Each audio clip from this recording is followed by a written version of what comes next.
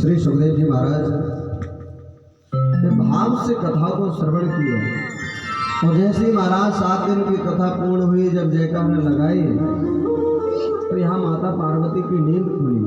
वो कहा महाराज आगे फिर क्या हुआ?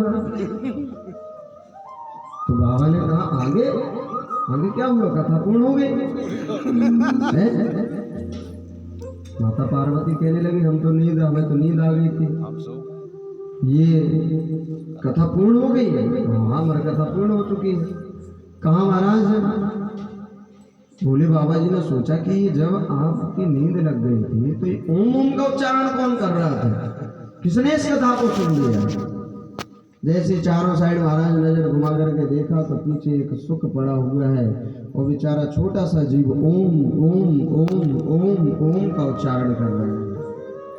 बाबा ने जैसे ही देखा महाराज मन प्रसन्न हो गया, नेत्रों से अश्रु प्रवाह हो चले कि आज धन्य है यह सुख जिसने अमर कथा का पान कर लिया। जिस कथा को श्रवण करने के लिए देवता भी तरसते हैं, माता पार्वती भी नहीं श्रवण कर पाई, आज इस सुख ने इस कथा को सुन लिया है।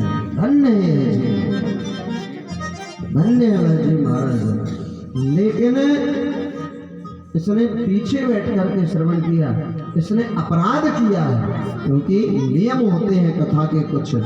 सन्मुख बैठ करके सुनता तो यह अपराधी नहीं था, इसने अपराध किया है। इसको ब्रह्म विद्या चोरी का पाप लगा है और इसे मैं नहीं छोड़ूंगा।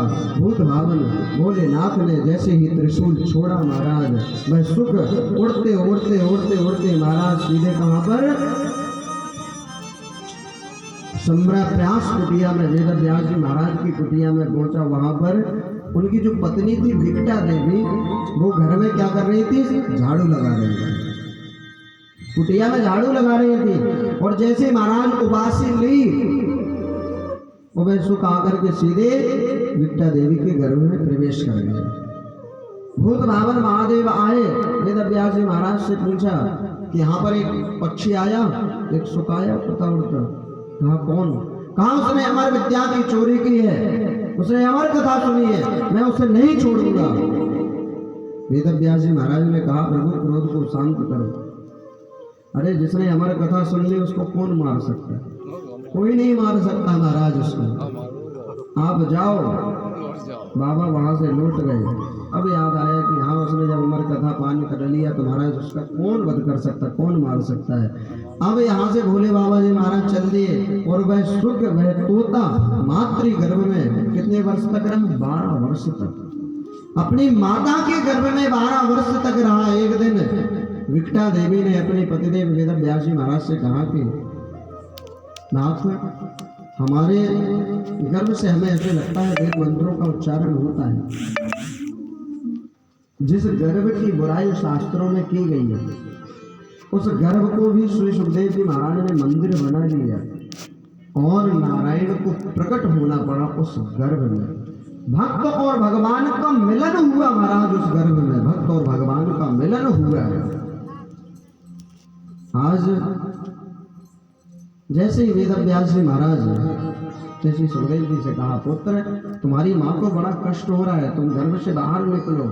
कहा कि पिताजी हम गर्भ से बाहर नहीं निकले क्योंकि विष्णु की माया पकड़ लेगी हमें। कहा हम कहते हैं तुम्हें माया का असर नहीं होगा। कहा हम नहीं बात मानते, जब तक नारायण खुद से हम आकर के नहीं कहेंगे तब तक हम गर्भ से बाहर नहीं निकलेंगे। और आज महाराज साक्षात नारायण को आना पड़ा गर्भ में, दर्शन दिया श्री सुखदेव जी महाराज को और निवेदन किया कि पुत्र तुम बाहर निकलो, जन जन में भागवत धर्म का प्रचार प्रसार करो, तुम्हारे ऊपर माया का असर नहीं होगा। श्री सुखदेव जी महाराज ने एक शर्त रखी कि जैसे ही हम गर्भ से बाहर निकलेंगे महाराज हम घर में नहीं रहेंगे, हम सीधे वन में निकल जाएंगे भगवान का तप करने के लिए, तपस्या करने के लिए। और आज श्री सुखदेव जी महाराज गर्भ से बाहर आए और आते ही महाराज चल दिए।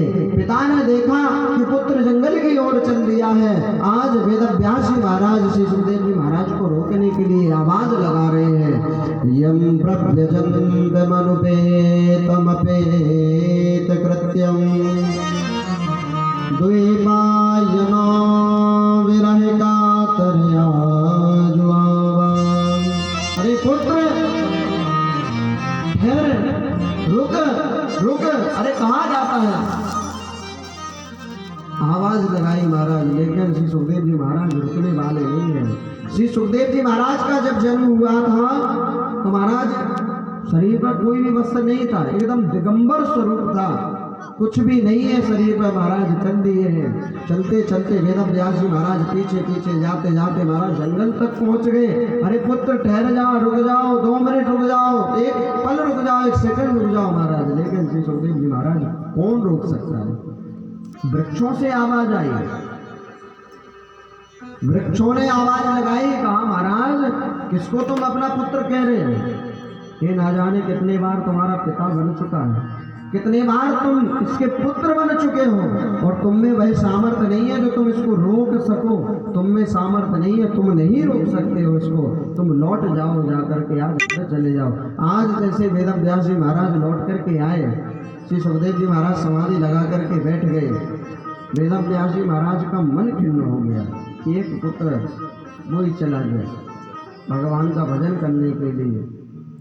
बैठे बैठे महाराज कई शास्त्र उपनिषद वेदों को लिखा कि संसार के प्राणियों का कल्याण अब कैसे होगा। पुत्र था वो ही चला गया भगवान का भजन करने के लिए, अभी संसार के प्राणियों को कल्याण कैसे होगा। जो संत आप कहीं पर भी किसी भी महात्मा को यदि उसका गलत उपयोग करते हैं तो महाराज उसका प्रायश्चित उनको भोगना पड़ता है। यदि सदुपयोग करते हैं महाराज तो उनकी उन्नति होती है, और साथ ही साथ समाज के प्राणियों की भी उन्नति होती है। वेद व्यास जी महाराज ने यहाँ पर 4 वेद लिखे, ऋग्वेद, यजुर्वेद, सामवेद, अथर्ववेद, कि संसार के प्राणी पढ़ेंगे उनका कल्याण होगा। लेकिन कोई नहीं पढ़ पाता वेद। कोई पढ़ लेगा, हम आप पढ़ लेंगे वेद को? नहीं पढ़ सकते महाराज। पढ़ेंगे भी तो अर्थ का अनर्थ कर देंगे, उल्टा सीधा पढ़ेंगे।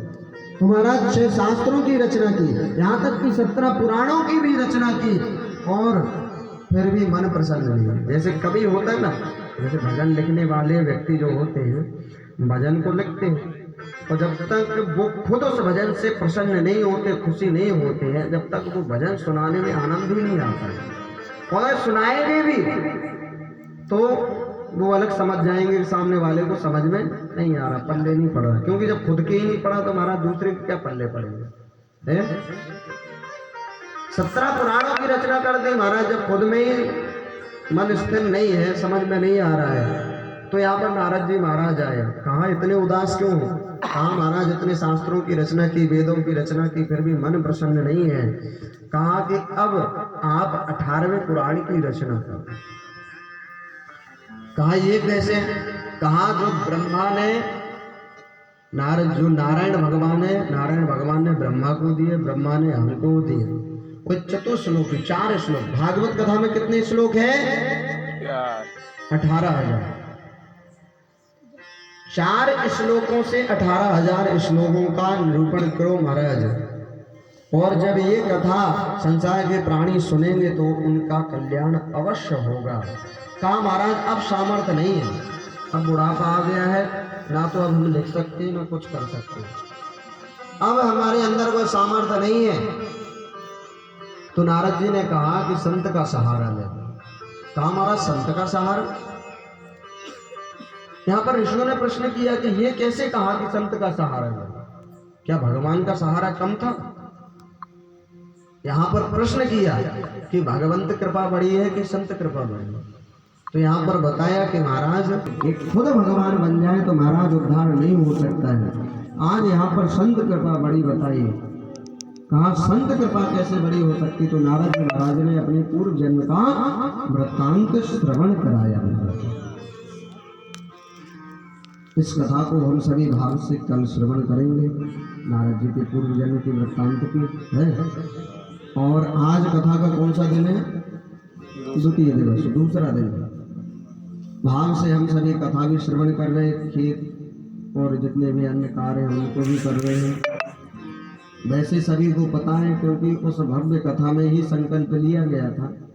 विदाई के समय पे सबको पता है, अगल बगल के अड़ोसी पड़ोसी जितने हैं सबको बताएं कि कथा प्रारंभ हो चुकी है। और ये भागवत कथा हम समस्त भक्तों की है, ठाकुर जी की है। भाव से कथा को श्रवण करने आए, कथा को श्रवण करें। ये नारायण भगवान की ही कृपा है जो यह फल हम सभी को प्राप्त हो रहा है ना। नारायण भगवान के वहाँ पर कथा होती है, कब होती कैसी होती वो नारायण भगवान जानते। ऐसी भगवान ने कृपा की कि नारायण भगवान से सीधे नारायण भगवान ने भेज दिया भैरव बाबा जी की शरण में। और भैरव बाबा जी कृपा करेंगे तो फिर हमारे कौन देवता रह गए? 3 स्थान है यहाँ पर। कौन? फिर हनुमान जी महाराज है ना। तो आप सभी कथा श्रवण करने आए। ये 3 फल है महाराज, इन 3 फलों में वंचित ना हो। इन्हीं के नारायण भगवान के आपको भाव से आए खूब। जो कथा यहाँ हो रही वो भगवान की हो रही, वही कथा है, वही सब कुछ है। भाव से यहाँ श्रवण करें। अब पता चले वहाँ कर लिया हनुमान जी महाराज और बीच में अधूरे रह गए तो महाराज अधूरे का फल नहीं मिलता। अधूरा ज्ञान विश्व समान है। इसलिए भाव के साथ में कथा श्रवण करने आए। जहाँ तक भी आवाज़ जा रही है सभी खूब तन मन से आए, कथा को श्रवण करें।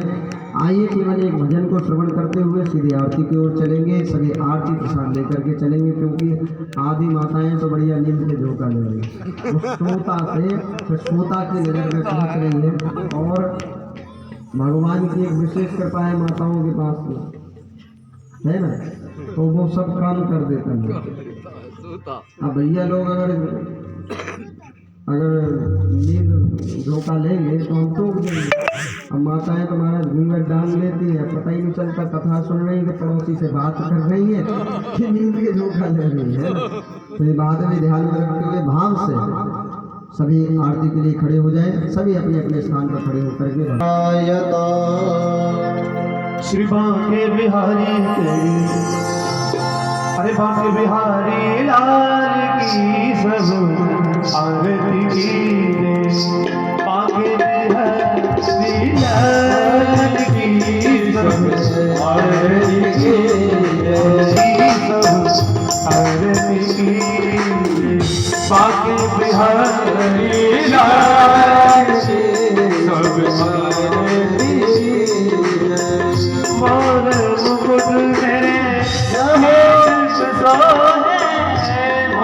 मुकुट तेरे शीश में सोहे चारी बंदी मेरा मन मोहे चारी बंदी मेरा मन मोहे बंसी पे बलिहार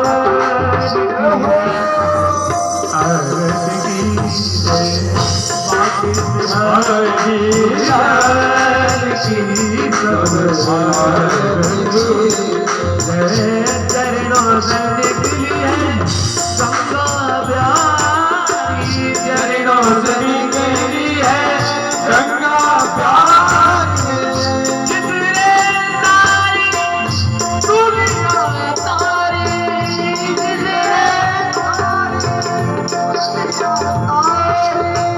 चरणों की बलिहार की आरती की है बांके बिहारी लाल की सब आरती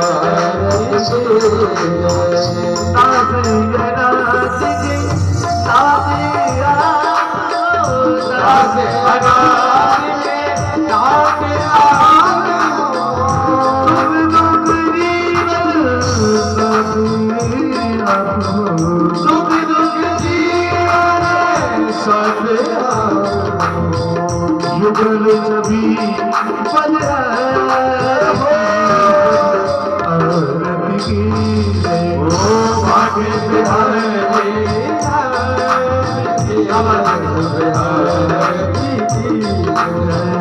श्री हरिदास के प्यारे श्री हरिदास के प्यारे तुम हो तेरे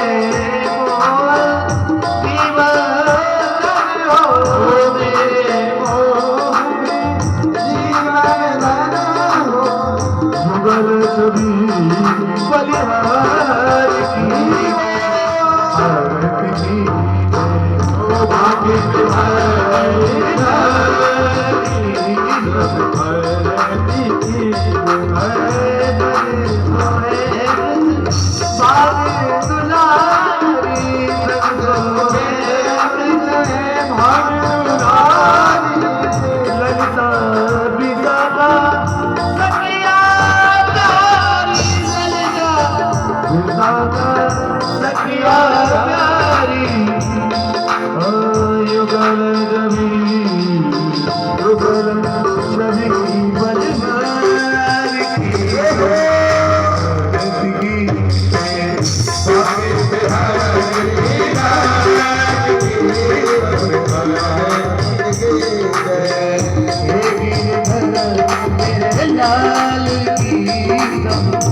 आरती की जय बाजे बिहारी लाल की आरती की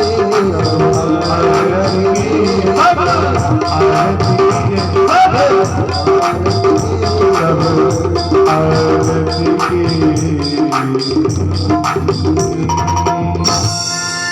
ओम जलेन शीतलीकरणं पुष्पे देवाविन्द्रम् आरोग्यात्माविन्द्रम् मां देवः शान्ति शान्ति पृथ्वी शान्ति राव शान्ति अग्नि शान्ति बृहस्पति शान्ति विश्वे देवा शान्ति ब्रह्म शान्ति सर्वगुण शान्ति शान्तिरेव शान्ति सामा शान्तिरेधि। सभी हाथ जोड़ लेंगे, भाव से भगवान को पुष्पांजलि अर्पण करेंगे। हरि ओम।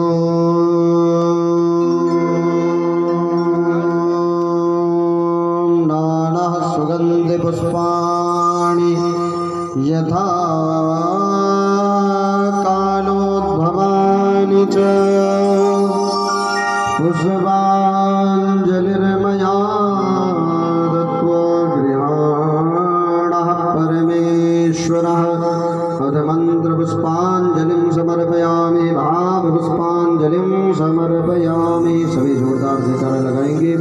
बोले भागवत भगवान की, भाग्य हरिलाल की, राधा रानी सरकार की, युगल जोड़ी सरकार की, भक्त वत्सल भगवान की, आज के आनंद की, श्री चतुर्भुज नारायण भगवान की, श्री हनुमान जी महाराज की, श्री बटक भैरव नाथ की, श्री भवानी शंकर भगवान की, श्री जटाशंकर धाम की, श्री राम राजा सरकार की, श्री बागेश्वर धाम की, श्री बालाजी सरकार की।